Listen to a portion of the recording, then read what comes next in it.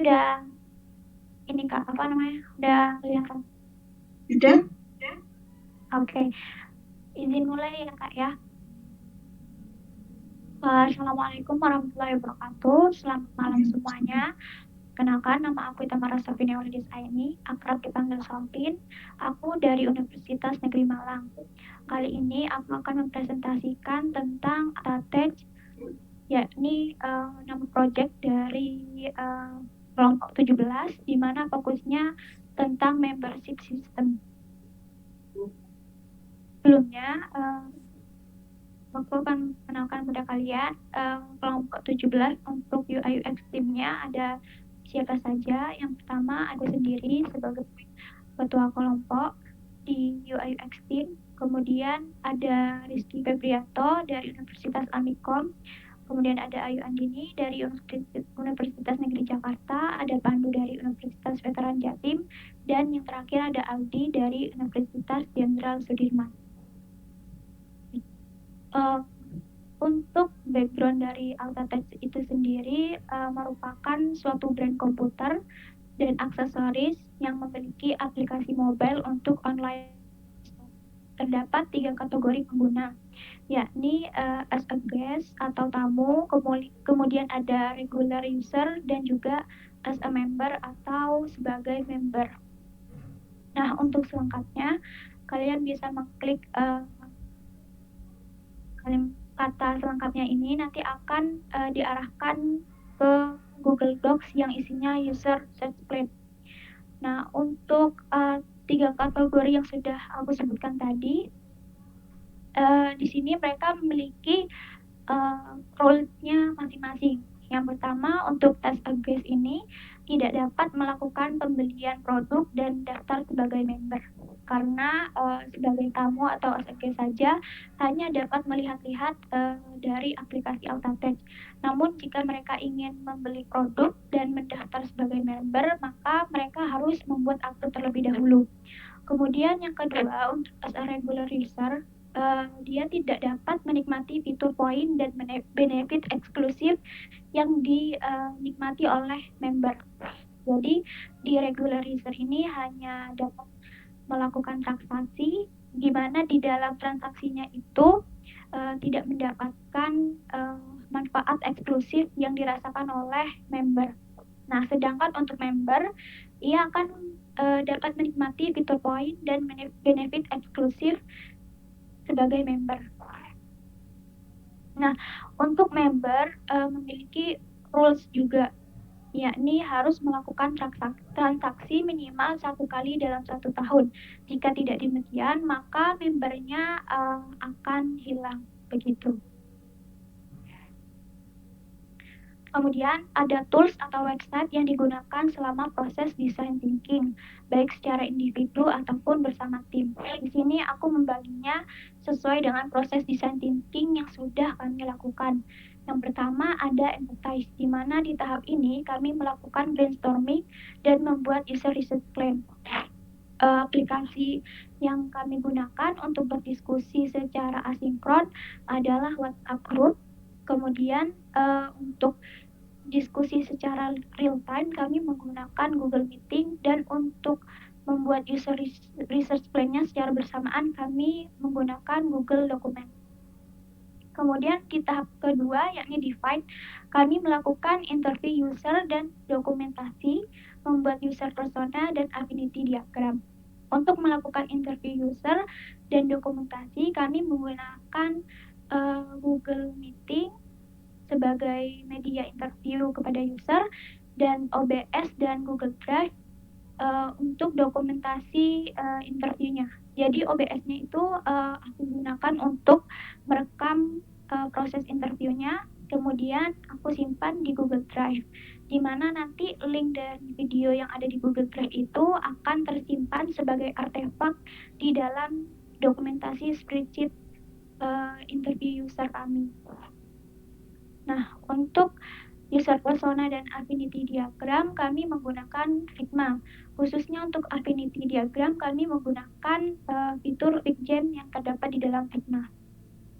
Kemudian untuk tahap yang ketiga yakni ideate, kami melakukan kami membuat user flow dan task flow, kemudian ada information architecture dan flow fluidity design atau wireframe. Di sini kami menggunakan Figma, kemudian kami menggunakan WhatsApp dan Notion untuk berkomunikasi dengan para QA dan juga developernya untuk menginformasikan sekaligus untuk berkonsultasi tentang user flow, IA, dan Lofi yang sudah kami buat begitu. Kemudian untuk tahap yang keempat, prototype, kami membuat desain sistem, membuat HiFi design dan melakukan prototyping. Di sini kami tentunya menggunakan Figma, kemudian kami menggunakan Dribble dan Behance untuk mencari referensi serta inspirasi desain. Kemudian kami menggunakan website Unsplash untuk mencari foto-foto dengan kualitas tinggi dan gratis serta legal. Kemudian ada Kleticon dan juga Freepik untuk mencari vektor. Kalau Kletikonnya itu untuk mencari icon-icon seperti logo yang aku gunakan di sini. Baik, next. Untuk tahap yang pertama, yakni tahap empathize, di mana proses empathize ini merupakan proses memahami user akan kebutuhan atau permasalahan yang dialaminya. Di sini kami yang pertama membuat user research plan. Sebelumnya kami brainstorming terlebih dahulu akan membuat project apa, dan kami menemukan ide untuk membuat sebuah brand yang fokusnya di komputer dan aksesoris. Maka muncullah ide tersebut yang kemudian kami berdiskusi dan membuat user research plan-nya bersama-sama di Google Docs. Kurang lebih seperti ini untuk user research plan-nya. Selengkapnya kalian bisa melihatnya di sini. Kemudian tahap kedua yakni define, di mana proses ini mengidentifikasi informasi yang sudah didiskusikan pada tahap sebelumnya, kemudian dikelompokkan dan menjadi sebuah solusi. Di sini juga terciptalah sebuah user interview documentation, di mana ini merupakan dokumentasi dari hasil interview berdasarkan user research plan yang sudah kami buat bersama-sama. Di sini ada tag plan, schedule, skenario, dan sintesis. Di tahap ini juga kami berusaha menganalisis informasi yang kami dapatkan dari user dan juga mengidentifikasi masalahnya untuk mencari solusi dari masalah user tersebut. Kemudian selain ada user documentation tadi, user interview documentation, kami juga membuat user persona. Di sini kami menggunakan Figma, di mana user personanya adalah seorang mahasiswa bernama Ziko yang merupakan mahasiswa semester 6 yang sedang melakukan magang di sebuah perusahaan. Ziko berdomisili di Surabaya. Ziko merupakan salah satu member di sebuah store langganan di dekat tempat tinggalnya. Nah, untuk personalitinya, ia adalah seorang cenderung introvert dan cenderung kreatif, loyal, dan aktif. Nah, untuk goals-nya sendiri, Ziko ini ingin mendapatkan lebih banyak benefit untuk membership suatu store. Kemudian mendapat fasilitas khusus, registrasi mudah, mendapat poin dan gift, dan mendapat harga lebih murah. Adapun frustasi yang Ziko alami, yakni promo atau diskon yang seringkali menjebak. Kemudian yang kedua harus registrasi ulang.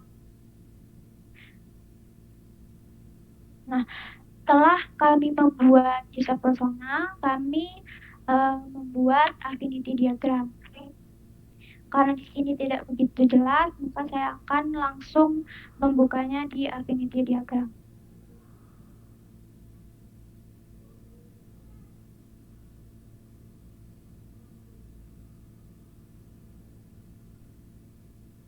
Ini terdapat dua ide yang kami berhasil bukan setelah berdiskusi, yakni dipermudah saat registrasi dan juga mendapatkan fasilitas khusus atau eksklusif, di mana untuk effortnya ini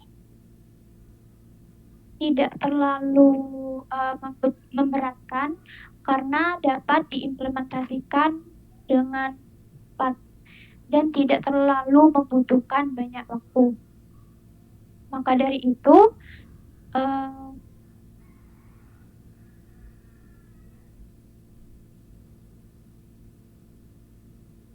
sorry, ini aku mau balik ke PPT-nya, susah.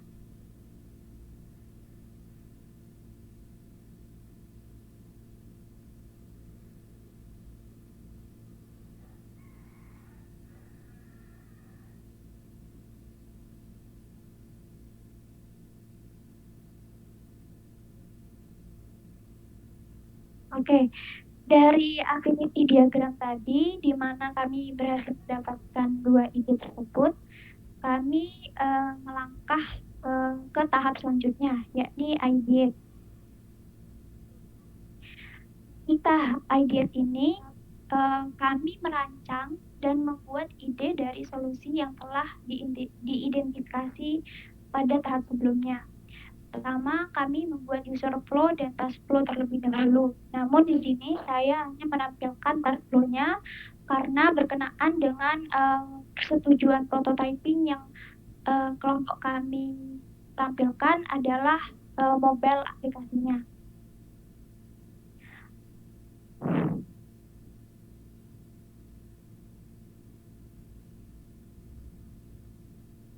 Untuk task flow pada mobile aplikasinya, yang pertama, untuk regular user saat membuat akun, dia akan diminta untuk membuat username dan password, di mana ketentuan dari username dan passwordnya tersebut, yakni yang pertama, username hanya bisa menggunakan kombinasi huruf, angka, garis bawah, dan titik.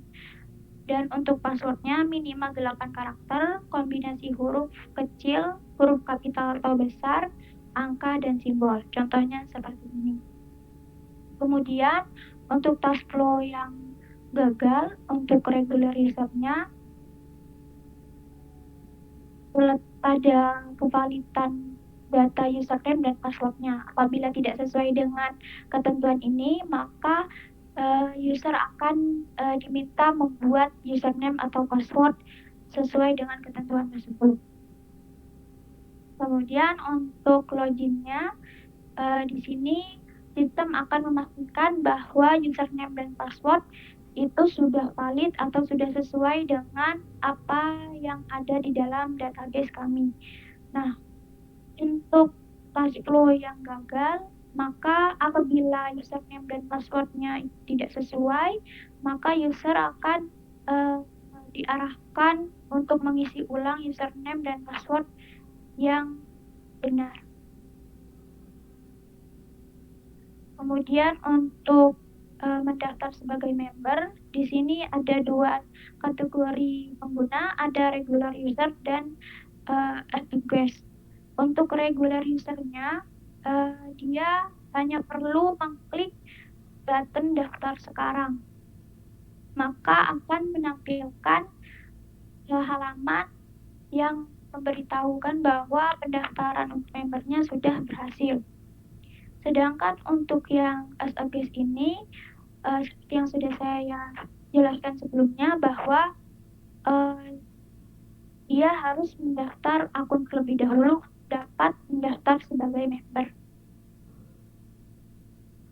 Kemudian yang terakhir, untuk membeli produk, sini juga ada dua kategori pengguna, yakni regular user dan advocate.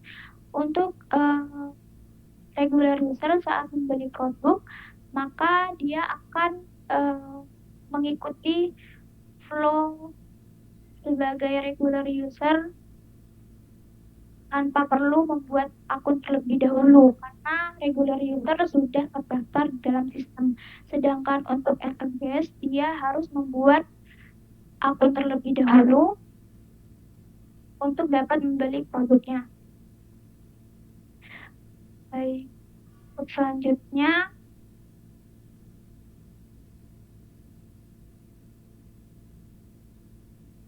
selanjutnya, yakni ada information arsitektur. Di sini information arsitekturnya khusus untuk landing saja, untuk memperjelas para QA dan developer ada apa saja di dalam landing page-nya itu. Yang pertama, untuk di dalam section home-nya itu ada desain slogan, promosi perusahaan, dan tentang perusahaan.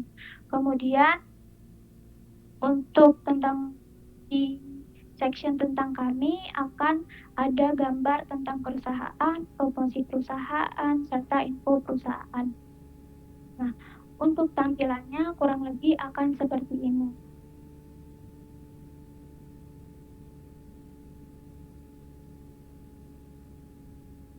Ini section hero-nya, kemudian di sini section tentang kami, di sini tentang produknya, dan di sini tentang membership, dan di sini untuk section download aplikasi.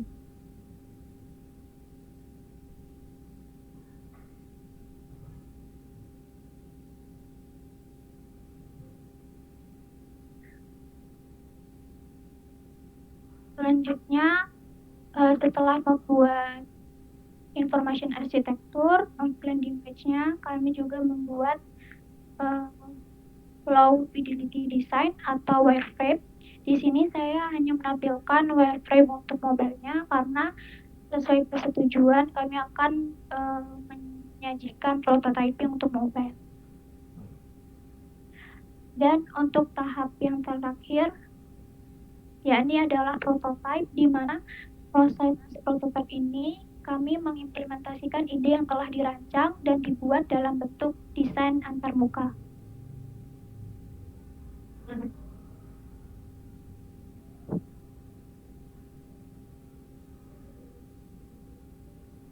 Ben, waktunya kurang 9 menit ya, dijelasin inti-intinya aja. Oke, Kak.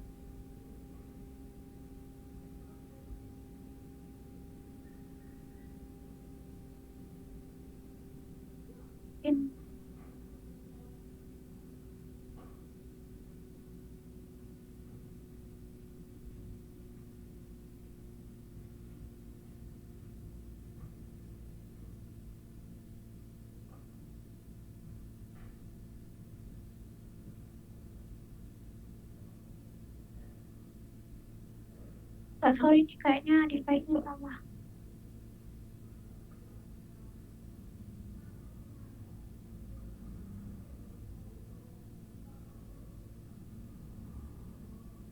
Oke, untuk fitur utama dari masalah yang sudah kami gali, kami memiliki 3 fitur utama, yakni beranda, produk, dan member. Nah, untuk beranda ini akan menampilkan promosi dan juga produk-produk terbaru. Kemudian di produk ini akan langsung menampilkan ada produk apa saja di dalam Alphatech itu. Dan untuk membership itu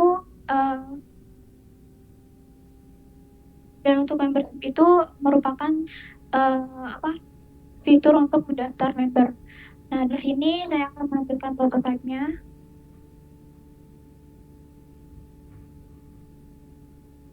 Nah, karena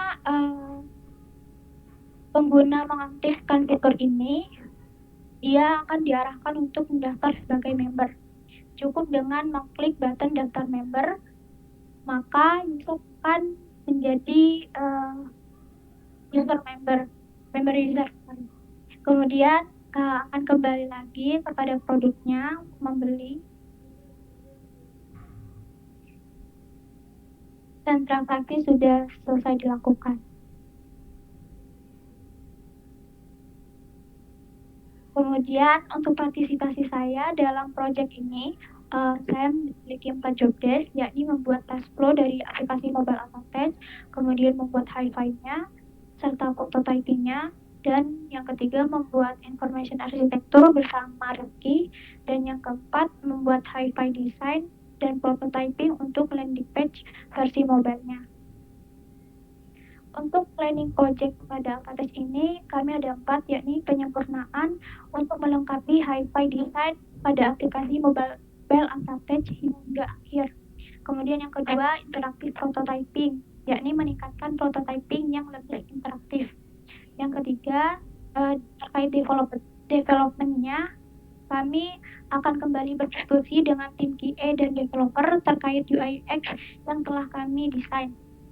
Kemudian untuk yang keempat, memperbaiki konsistensi, di mana kami spacing dan ukuran fontnya masih belum konsisten karena desain sistemnya juga hanya terpaku pada landing page versi desktopnya. Untuk mobile-nya beberapa ada yang manual, beberapa juga ada yang menggunakan desain sistem.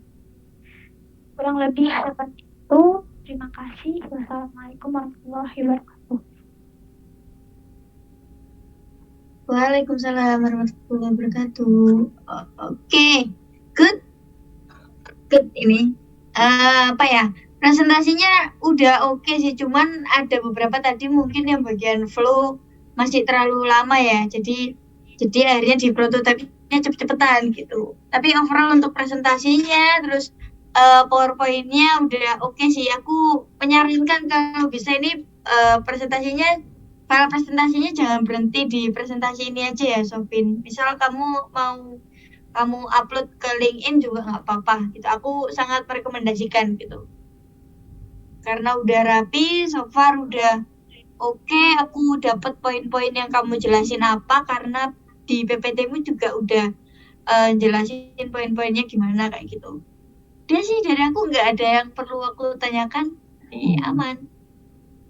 Oke, Sofin, terima kasih. Terima kasih juga, Kak. Oke.